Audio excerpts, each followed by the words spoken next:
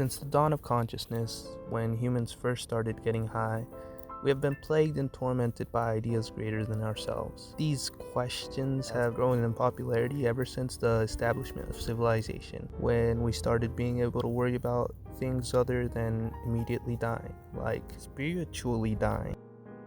What is the meaning of life is a well-known one that sounds deep but is actually retarded. Does anything we accomplish matter is one that at least invokes a little existential dread. And even though they sound cool, I reckon that I could even come up with some sort of half-assed response to these questions with my idiot brain that doesn't even want to write this script.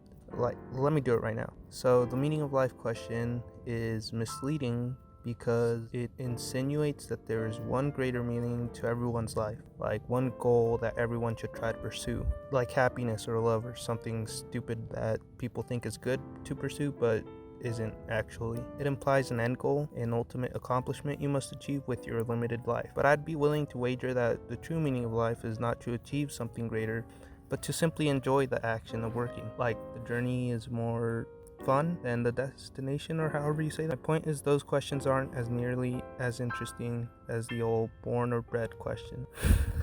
The idea is so over-contemplated that it's got at least 3 other names that I know of. Nature versus nurture. Are we products of our environment? And do we have free will? I often see these last 2 contemplated alone, even though they're alternatives of the same. How do you know exterior factors do not dominate who you are? Here's an example. When you were a baby, your mom overfed you or something led to you being overweight as a child or teenager. Your weight made you self-conscious, anxious, and implemented a lot of other characteristics in your psyche that you wouldn't have otherwise had. Here's another example. Since preschool, you excelled in classroom work and were told by teachers and parents that you were smarter than most, which led you to be put in gifted programs in middle school, which taught you content more quickly, allowing you to eventually become competent enough to take a lot of AP classes in high school and get into a very prestigious college.